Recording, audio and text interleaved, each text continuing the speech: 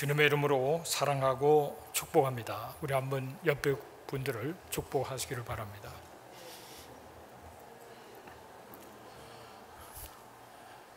어제 우리 사랑하는 존 스틸 형제가 지난 주중에 하늘의 부르심을 받고 어제 장례식이 있었습니다.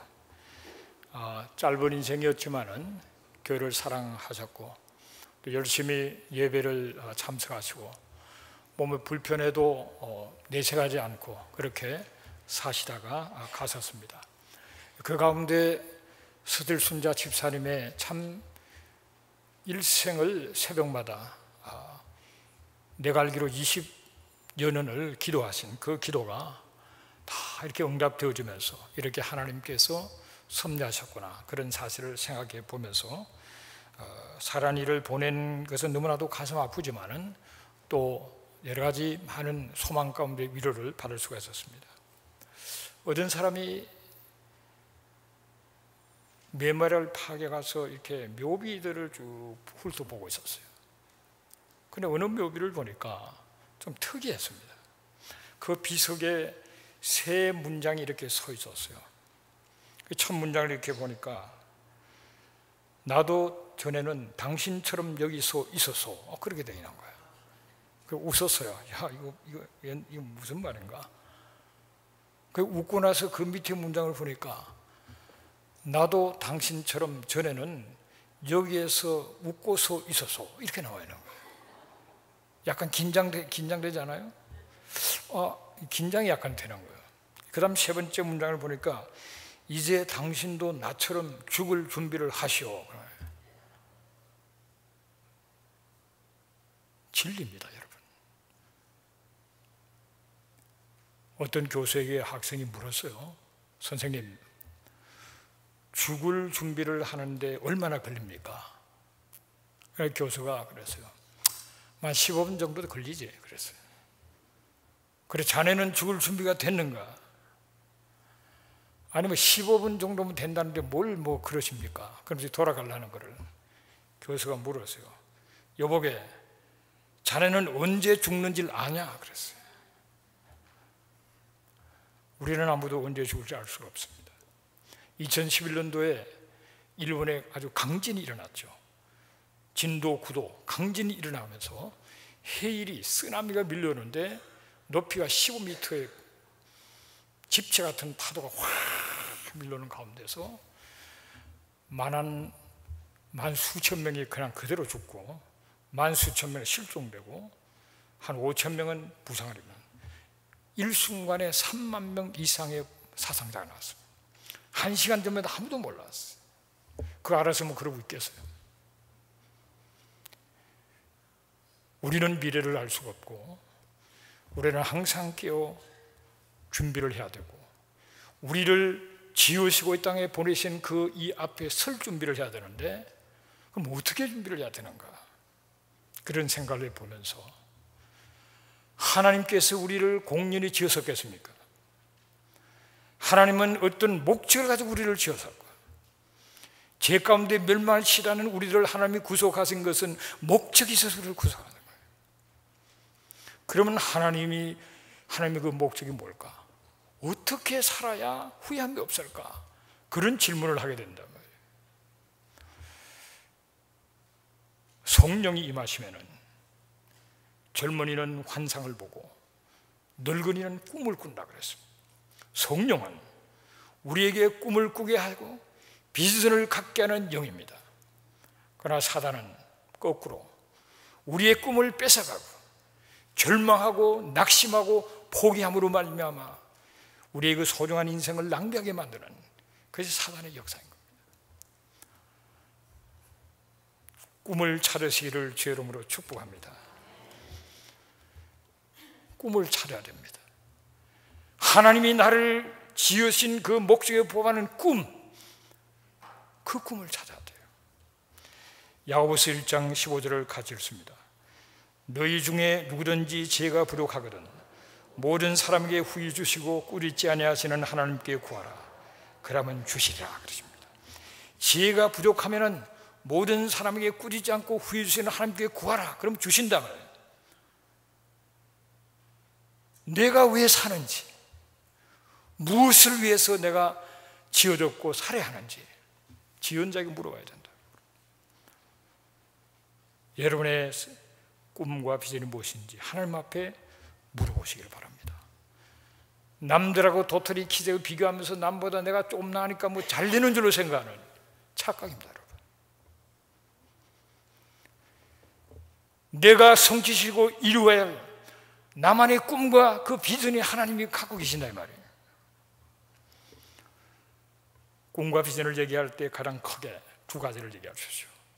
어떤 존재가 되어야 하며 무엇을 해야 하는가. 비인과 두인에 대한 답이 있어야 돼요. 도대체 당신은 어떤 사람이 되기를 원합니까? 답할 수 있어야 돼요. 당신은 뭘 하기를 원합니까? 답할 수 있어야 돼요. 그러나 그 답은 하나님만이 정확하게 가지고 계신 거라고. 빌립보서 2장 13절을 같이 읽습니다. 너희 안에서 행하시는 이는 하나님이시니 자기의 기쁘신 뜻을 위하여 너에게 소원을 두고 행하게 하시나니 그랬습니다. 하나님의 기쁘신 뜻이 있어요. 우리가 이루어야 할 하나님의 기쁘신 뜻이 있는데 우리 안에 소원을 갖게 하신다. 소원을. 그래서 내가 갖고 있는 소원이 중요한 겁니다. 그러나 그 소원을 분별할 수 있는 지혜가 있어야 돼요. 이게 내 야망과 욕망에서 온 소원인지 하나님의 기쁘신 뜻을 따라 내게 주어진 하나님의 꿈, 비전인지 그걸 분별할 수 있어야 돼요. 그럼 어떻게 하느냐? 기도하셔야 돼요. 좀 바쁘시더라도 하나님 막 여쭤보셔야 돼요. 하나님, 내가 지금 정신없이 살고 있는데 이걸 위해서 하나님 나를 지으셨습니까? 이것 때문에 하나님 나를 건지셨습니까? 아니면 뭡니까? 뭘 해야 합니까? 내가 정말 짧은 인생에 후회함이 없이 모든 것을 쏟아부을 수 있는 그런 후회하지 않는 그 일이 무엇입니까? 질문해 주세요. 저는 10대 때 여러분의 종종 말씀을 들었기 때문에 여러분 기억하실 텐데 제 마음에 울림을 주는 그런 시를 읽어봤어요. 내가 그리낌 없이 할 수 있는 일이 있다면 나는 그 일을 다하고 죽으리라. 그 무명 이름도 없는 작가의 시가 이렇게 저렇게 전해졌어요. 그 시를 읽으면서 그렇구나. 내가 그리낌 없이 할 수 있는 일, 내 인생 내 몸 모든 걸 다 바쳐도 성취시키고 싶은 맞바꿀 수 있는 그런 그리낌 없는 일이 있다면 그 일을 다하고 나는 죽어도 후회하지 않는 그 일이 뭘까? 그 10대 그걸 늘 궁금해서 그 일이 뭘까? 근데 20대 서울공대를 다니는 후배가 형, 한번 시 한번 읽어봐. 이게 굉장합니다. 뭐냐? 푸시킨의 예언자라는 시예요. 처음에는 막 이 예언자가 갈등하는 가운데 하나님의 부름을 받는 과정들이 장편시가 나온 마지막 결론, 제 가슴을 쳤기 때문에 평생 잊을 수가 없어요. 결론은 이겁니다. 일어나라 예언자여, 보고 그리고 들어라. 나의 의지를 심고 대양과 대륙을 돌아 인류의 가슴을 불태우게 하라. 가슴이 막 뭐가 뭔지도 모르고 가슴이 막 떨렸어요. 내 내면 깊은 곳에서 어떤 울림이 왔어요. 그건 잊어줄 수가 없는 겁니다. 그 뒤로 나는 신학을 가게 되고 신학교에 가서 살아신 하나님을 만났습니다. 성령의 충만함을 입었습니다. 은사를 체험했습니다. 관념적인 내 머릿속에 있는 그 하나님이 내게 실체가 되어서 내가 볼 수 있고 만진 바 될 수 있을 정도로 살아계신 하나님, 내게 말씀하신 하나님, 내 기도를 들으시는 하나님, 그 하나님을 만날 수가 있었어요. 그러나 나는 모든 게 다 바뀌었어요. 세월이 흘렀습니다. 공부하고 뭐 금식하고 뭐 병나고 피토하고 뭐 별별 가정을 다 겪은 내가 그 말씀을 받고 딱 10년 되던 1985년도에 개척을 한 것 같아요. 이거 오늘 새벽에 생각을 해보니까 인류의 가슴을 불태우게 하는 건가? 기본적으로 우리는 복음, 사람이 죽으면 죄 때문에 지옥에 갈 수밖에 없는 인생들이 예수를 믿음으로 구원을 받아 천국에 가고 삶의 의미를 발견하던 이 복음을 깨닫지 못한 자에게는 이 복음만큼 그의 가슴을 불태우는 것이 없다. 복음을 제한하는 건다. 그런 마음 속에서 교회를 시작했던, 그래서 벌써 30년의 세월이 흘렀던 것을 생각하면서 저는 컴퓨터에 한번 들어가서 꿈을 한번 쳐봐서 그 꿈에 들어가면은 소제목으로 나의 꿈 해서 내가 쳐놓은 게 있어요, 옛날에. 그걸 한번 다 보니까 꿈대로 된 일도 많고, 그러나 안 된 일은 더 많은 거예요. 왜 그러냐? 이놈은 마귀가 내 꿈을 뺏어간 거예요. 마귀는 우리의 꿈을 뺏어갑니다. 내가 뭔가 이룬 것이 있다면 꿈이 있었고, 그 꿈을 뺏기지 않고 붙들고 기도하고 인내했기 때문에 꿈이 이루어졌는데, 많은 경우는 내가 그냥 뺏겨버렸어요. 그래서 제가 여러분한테 이 말씀을 하는 겁니다. 여러분, 인생은 짧습니다. 이것저것 다 할 필요도 없고 해서는 안 됩니다. 여러분, 내가 해야 될 그 일, 내 인생을 그림낌 없이 봐도 좋을 바로 그 일, 하나님이 나를 통해서 하신 그 일을 찾고 거기에 에너지를 쏟아부어야 된단 말이에요. 그래야 죽음을 준비하는 삶이 될 수가 있단 말이에요. 꿈이 없다는 그것은 진정한 삶을 살고 있지 않은 겁니다. 그냥 생존하는 게 생존. 이 선함만한, 있어도 없어도 하나님 나라는 아무 상관이 없는, 그래 생존하는, 좀 더 리얼하게 얘기하면 밥만 새끼 죽이는 그런 인생이 되는 거예요. 그걸 산다고 할 수 없어요.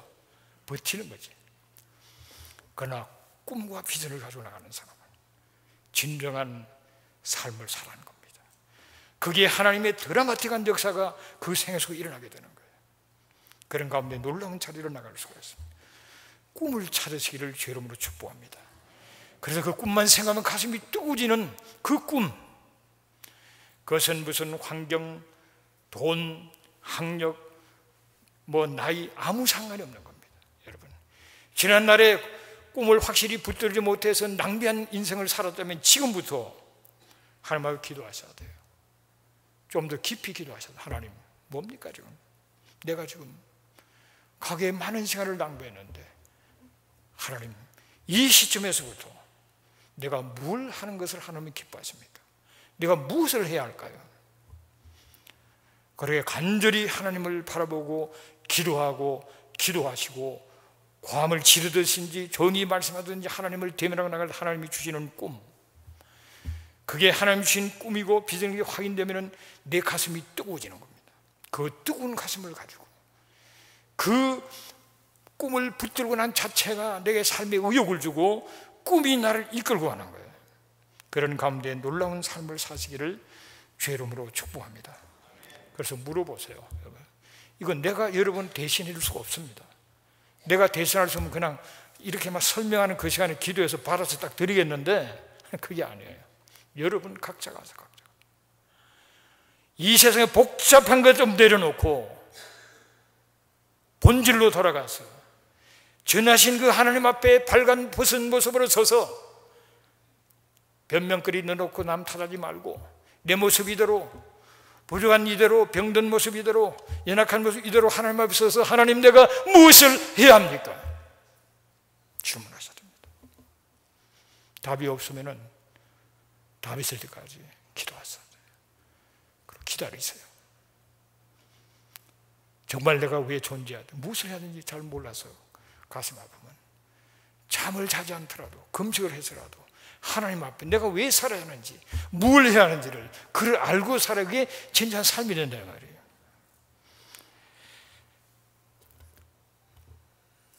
많은 경우에 마귀는 꿈을 뺏어갑니다. 꿈을 딱 가질 때요, 가까운 사람을 조심해야 돼요. 꿈을 딱 갖고 나가려면 가까운 사람들이 걸고 넘어뜨립니다. 정신 차려.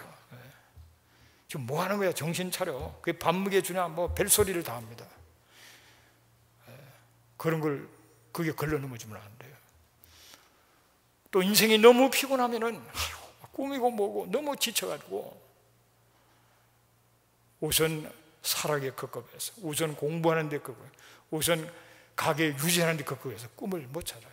가수도 뺏겨버립니다. 그러고 내가 해보니까 잘 안 되는 거예요. 실패.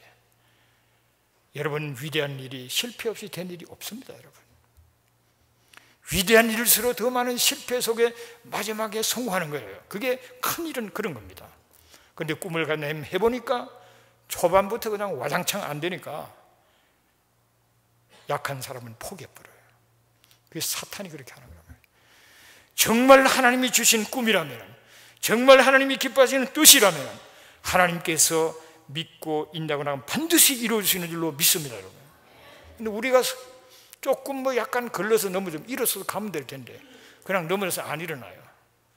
일어나봐야 뛰기 힘들어요. 그냥 마라톤 뛰다가 그냥 옆에 차 지나니까 서서 차 타버리는 사람 똑같은 거예요.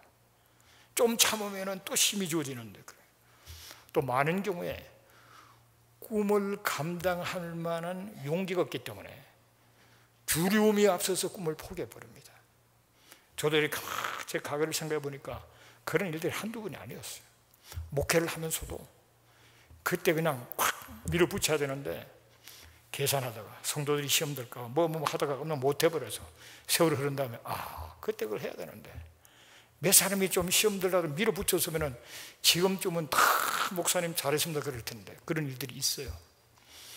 또 잘한 일도 있지만은 그런 또 실수한 일이 있더라고요. 많은 사람들이 마귀가 주는 두려움 때문에 그 찬란한 꿈을, 그 위대한 꿈을, 하나님 살아계심을 드러낼 수 있는, 하나님 앞에 영광 돌리시는 그런 꿈을 포기해버린 거예요. 사탄이만 좋게 만들어요. 꿈을 찾게 되시기를 주의 이름으로 축복합니다. 빌보서 3장 14절을 같이 읽겠습니다.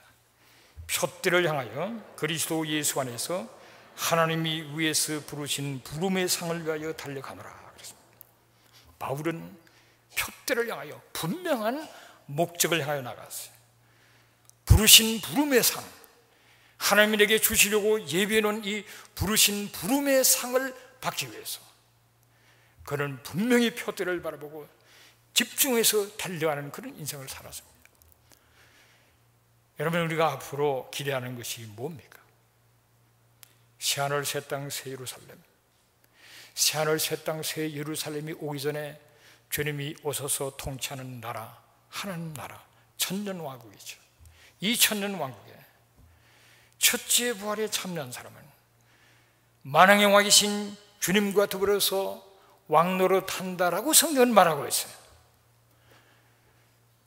우리의 목표는 바로 그겁니다, 여러분. 우리 자리에 계신 모두가 주님 오실 때 첫째 부활에 참여하고 주와 더불어 왕노릇하게 되시기를 주의 이름으로 축원합니다. 아멘 안 한 사람은 내가 책임 못 져요. 다시 한번 얘기하겠습니다. 주님이 오시는 다시는 그 나라에 주님과 더불어서 왕노릇하시기를 주의 이름으로 축원합니다. 그게 우리의 목표입니다. 그러나 그 목표, 그는 동일한 목표예요. 그 안에서 세부적으로 나는 어떤 방법으로 해서 왕노릇하게 될 건가, 그게 중요한 거예요. 우리는 모습이 다 다르고 하늘이 다 다르고 환경이 다 다릅니다. 그러나 하나님이 다 필요하세요. 그것도 하는 일이 다 다르지만 우리가 다 필요한 것처럼 하나님의 나라를 위해서 다르지만 이 모든 것이 다 필요한 건데, 분명한 것은 무엇을 하든지 우리는 하나님의 나라를 위해서 일하고, 그리고 주님 오시 다시는 그 나라의 첫째 부활에 참여하고 함께 왕노릇하는 그 기에는 모두가 합격하시기를 주의 이름으로 축복합니다. 그러기 위해서는 우리의 꿈과 비전이 구체화돼요. 꿈과 비전이 구체화된 것을 목표라고 얘기합니다. 목표가 설정이 돼야죠. 이 목표를 설정하고, 목표를 설정하면 그것이 근원이 되고 능력이 되고, 그 목표가 우리를 이끌 뿐만 아니라 수많은 공격을 뚫고 나갈 수 있는 힘이 되고, 그리고 목표가 분명한 사람은 건강합니다. 건강. 여러분 좋아하시는 게 건강 아닙니까?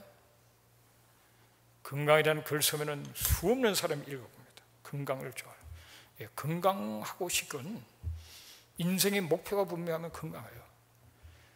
어떤 의사가 한 15,000명 남자들의 병든 환자들 15,000명을 연구를 해봤다 그래요. 이 사람들이 왜 이렇게 병 걸렸는가? 여러 가지 물론 요인이 있겠지만 그 중에 하나가 분명한 게 인생의 목표가 분명하지 않아요. 왜 살아야 되지? 뭘 해야 되지? 모르는 거예요. 그냥 사는 대로 사는 겁니다.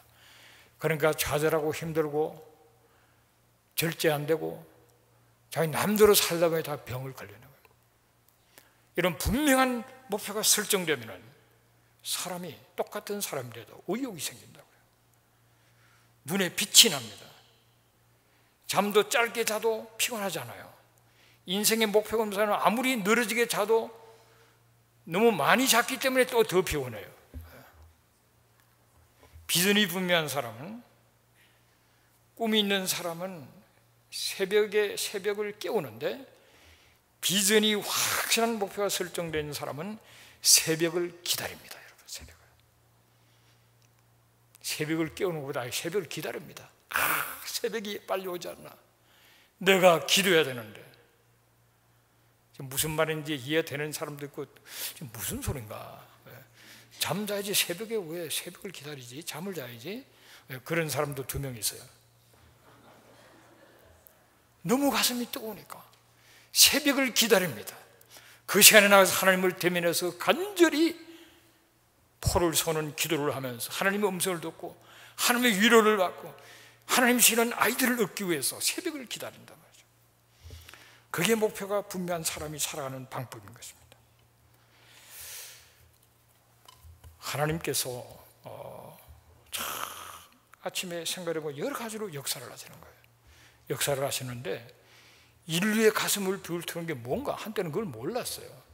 그런데 신학교 가서 은혜를 받고 보니까 인류의 가슴을 불태운다는 게 복음이구나.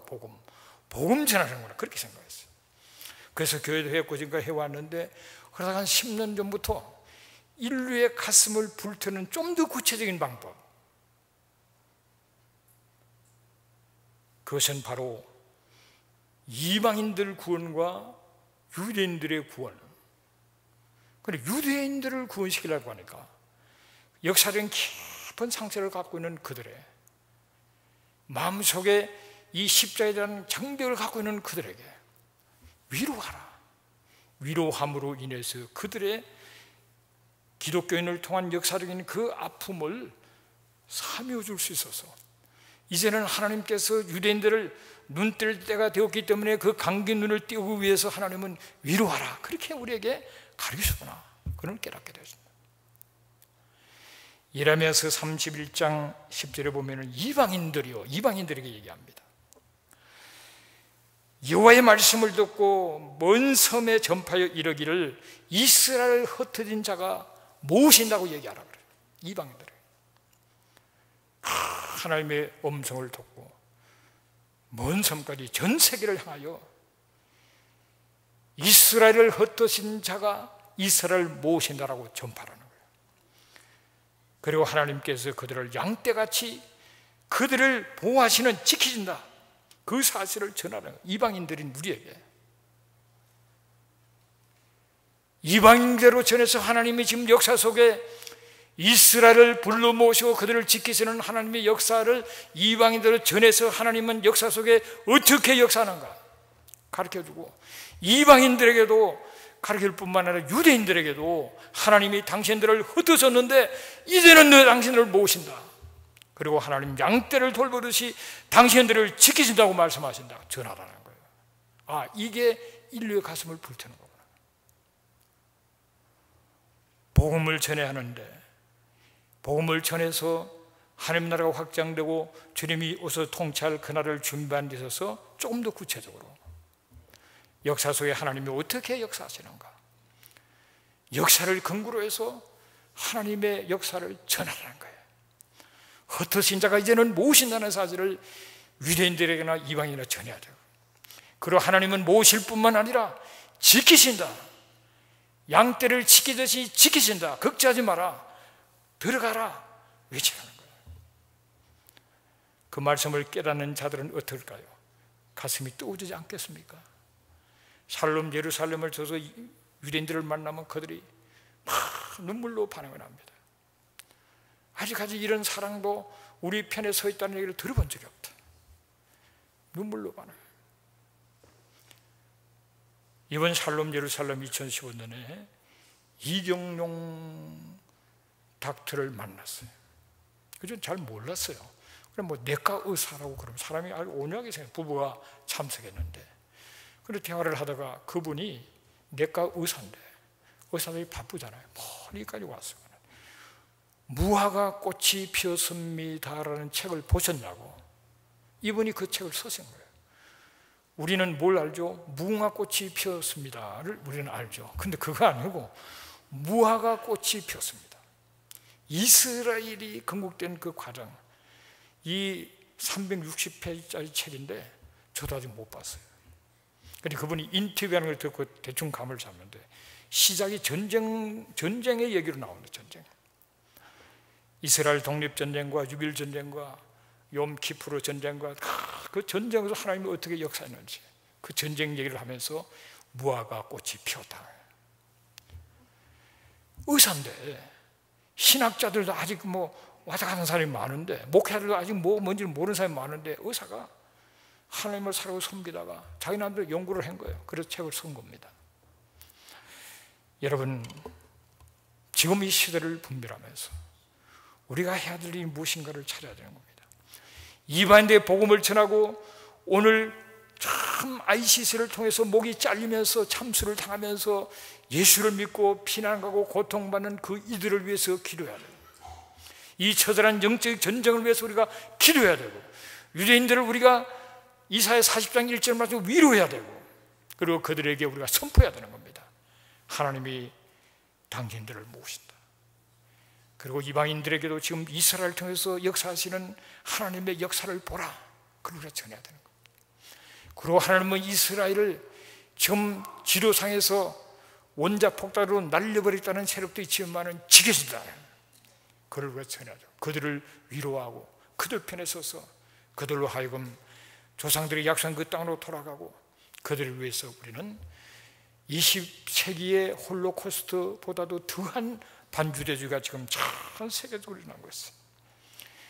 20세기에는 나치를 중심으로 한 독일과 독일이 점령한 지역으로 그 반주대주의가 어느 정도 제한적이었는데 지금은 전 세계적으로 일어나는, 이 하나님의 큰 역사가 있는 겁니다. 그런 때를 당하면서 나는 과연 무엇을 해야 할까? 내 인생의 목표가 뭘까? 하나님은 정말 믿음 있는 군인이 필요하고, 정치가, 사업가, 학자와 발명가와 그리고 문화, 예술, 영화인 수많은 직업, 재진영 가는 모든 것이 다 필요합니다. 하나님 나라를 위해서. 그러나 하나님의 나라를 위해서, 하나님의 영광을 위해서, 여러분 영 하나 잘 만들면 얼마나 강력하게 역사합니까? 수많은 전도사에 가서 외치는 것보다도 영화 한 편 갖고 수많은 사람 마음을 열지 않아요. 우리는 사업을 일으키고 하나님의 나라를 위해서 필요한 걸 공급하는 사업 모든 방면에 있어서 우리는 해야 될 일이 많은데, 그를 하나님 앞에 기도하셔서 내 인생의 꿈이 무엇이며, 그리고 나는 어떤 목표로 살아갈 것인지를 기도하고 결정하셔서 자신들을 헌신하는 여러분 되시기를 주의 이름으로 축복합니다. 에베소서 1장 18절을 같이 읽겠습니다. 너희 마음의 눈을 밝히사 그의 부르심의 소망이 무엇이며 성도 안에서 그 기업의 영광이 풍성함이 무엇이며. 히브리서 11장 1절, 믿음은 바라는 것들의 실상이요 보이지 않는 것들의 증거라 그랬습니다. 우리가 설정되는 목표를 우리의 마음의 눈으로 볼 수 있어야 돼요. 비전이라는 것은 열정을 일으키는 미래의 그림이잖아요. 그림을 볼 수 있어야 돼요.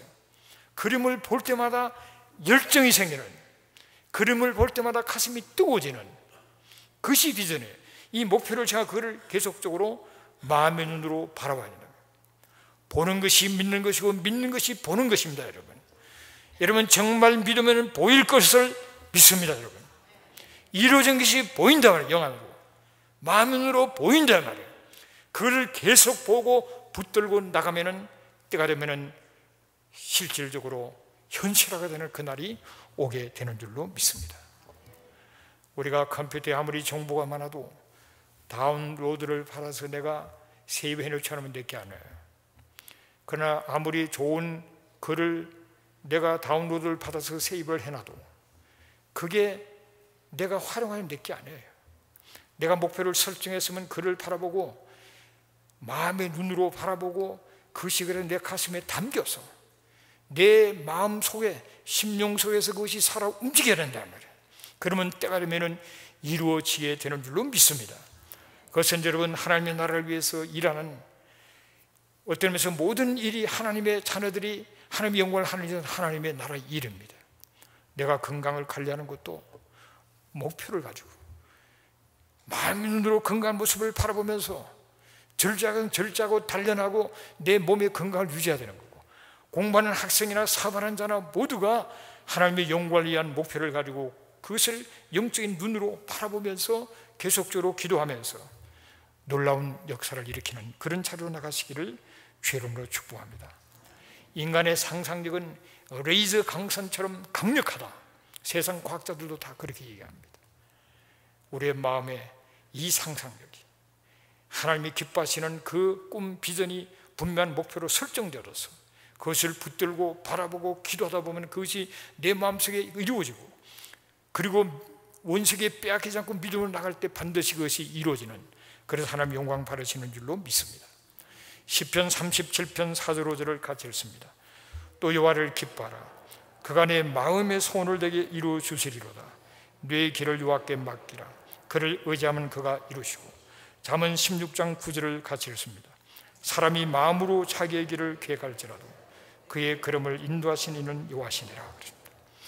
여러분, 마음의 소원을 이루는 것은 뭡니까? 여호와를 기뻐하는 것이요. 여호와를 기뻐할 때 내 마음의 소원, 꿈과 비전이 이루어진다는 거예요. 또 여호와께 맡기고 의지할 때 이루신다는 거죠. 여호와를 기뻐하시기를 주님을 축복합니다. 내가 죄 지으면서 하나님을 기뻐할 수가 없습니다. 내가 하나님 앞에 불순종하면서 내가 하나님을 기뻐합니다. 그렇게 될 수가 없어요. 하나님을 기뻐하는 자는, 하나님을 기쁘시게 하는 자가 하나님을 기뻐하게 되는 거예요. 하나님을 기쁘시게 해야 된다. 하나님과 바른 관계 속에서 내 마음에 기쁨이 일어날 수밖에 없어요. 하나님과 관계가 잘못되면 내 마음에 기쁨은 그냥 두려움과 불안한 마음이 되지만은, 내가 하나님을 바로 서 있고 내가 하나님을 사랑하고 하나님이 나를 사랑할 때 내 마음에는 기쁨이 있는 겁니다. 그런 가운데 기도하며 나가면 반드시 이루어지는 그런 자리로 나가게 되는 겁니다. 그러나 사탄은 방해합니다. 하나님의 관계를 뭘 자꾸 막아놔요. 포기할 것을 포기를 못하게 해요. 그래서 늘 하나님 하면 뭐가 걸려있어요. 답답해요. 그것을 끝나는 게 아닙니다. 세월을 속는 거예요. 마귀에게 기회를 지금 뺏기고 있는 거예요. 하나님 앞에 바로 섰네요. 바른 관계 속에서 하나님을 생각하면 다 기쁨이, 나 같은 죄인을 구하시려고 아들을 십자가에 못 박으신 그 하나님의 사랑에 막 감격이 된다. 그런 기쁨이, 성령 충만을 입으면 사랑과 희락과 화평, 기쁨이 넘쳐나게 된단 말이죠. 하나님의 나라는 하나님의 통치입니다. 하나님의 나라는 먹고 마시는 것이 아니라 성령 안에 있는 평강과 희락이라고 말씀하셨어요. 하나님의 나라, 하나님의 통치를 인정하고 그 위에 순종할 때 내 마음속에 평강과 기쁨이 넘쳐서 하나님을 생각할 때마다 너무 기쁜 거예요. 하나님을 믿는 자는 기쁨이, 하나님을 사랑하는 자는 너무 기뻐요. 함께 순종하면 할수록 기쁩니다. 순종하기 어려운 것을 결단하고 순종할 때 더 큰 기쁨이 주어집니다. 불순종하면 내 마음에 파도가 일어요. 너무 괴로워요. 얼굴이 어두워져요. 눈에 빛을 잃어버려요. 한마디로 얘기하면 하나님과 바른 관계 속에 있을 때 하나님을 기뻐하는 거고, 하나님과 관계가 막혀 있을 때 하나님을 생각하면 기쁨이 아니라 불안과 두려움이 주어진단 말이죠. 그러면서 주어진 인생을 낭비하는 어리석은 자가 되면 안 됩니다. 인생은 짧은 것이기 때문에, 깨닫는 순간에 이미 끝나버릴 수가 있기 때문에, 우리가 아무리 계획을 세워도 그름을 인도하신 이는 하나님이십니다. 그 하나님과 바른 관계 속에서 하나님의 인도를 받아야죠. 말씀으로 인도하시고 성령의 감동 속에 인도하시고 환경적으로 인도하시는 그 하나님의 인도하심을 따라 기쁨으로, 감사함으로, 믿음으로 한 걸음 한 걸음 나갈 때 하나님은 놀라운 성취의 그 자리로 우리를 인도하신다는 것을 믿으시길 바랍니다. 느헤미야 8장 10절에 보면은 이날은 우리 주의 성일이니 근심하지 말라 그럽니다. 성일. 그러한 주의 날에 근심하면 안 됩니다. 하나님의 자녀들이 근심을 내려놓았어요. 하나님께 맡겨버려. 목사님 내 입장이 되어보십시오. 지금 기가 막힌 상황인데 무슨 근심을. 압니다. 내려놓았어요. 특별히 주일날 근심거리를 내려놓으시오. 근심하지 말라. 여호와로 인하여 기뻐하는 것이 너희의 힘이다 그랬습니다. 수많은 근심거리가 있지만 믿음으로 내려놓고 하나님을 생각하며 감사하며 기뻐하는 것이 너희의 힘이 된다 그랬어요. 그것이 우리의 능력이 된다. 나를 이길 수 있는 능력, 세상을 이길 수 있는 능력, 마귀를 이길 수 있는 능력, 그것은 우리가 하나님의 전에 나와서 근심을 내놓고 기쁘게 예배를 드리면서 절구할 때 그게 우리에게 힘이 된다는 거예요. 그래서 나와 세상을 이기는 저와 여러분 되시기를 주의 이름으로 축복합니다.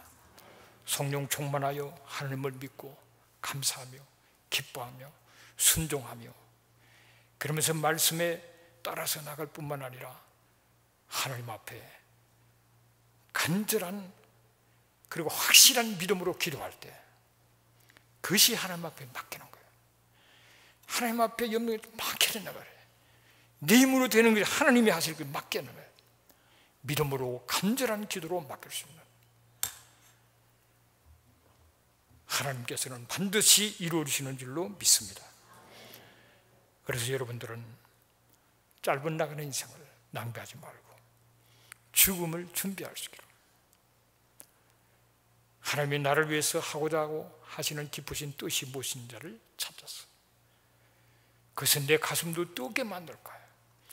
이 일을 위해서라면 내 생명을 던져도 아깝지 않은 그 일을 내 인생의 목표로 설정하고 믿음의 눈으로 바라보면서 이루어지는 영광스러운 그날을 바라보면서 결고하며 하나님과 바른 관계 속에 순종하고 믿음으로 간절히 기도하며 나가면 하나님의 때에 하나님께서 이루시고 그리고 하나님 영광 받으시고 우리는 놀라운 축복 속에 살아가는 하나님 앞에 서임받는 하나님으로 하여금 우리를 통해 위대한 일을 하실 수 있도록 자기를 드릴 수 있는 그런 은혜가 있게 되시기를 주의 이름으로 축복합니다. 기도하겠습니다. 고마우신 아버지 하나님, 인생이 참 짧습니다. 그러나 짧은 인생을 지혜롭게 사용해서 죽음을 준비하면서 후회함이 없는 인생에 살아가도록 도와주시옵소서. 하나님께서 나를 지었었습니다.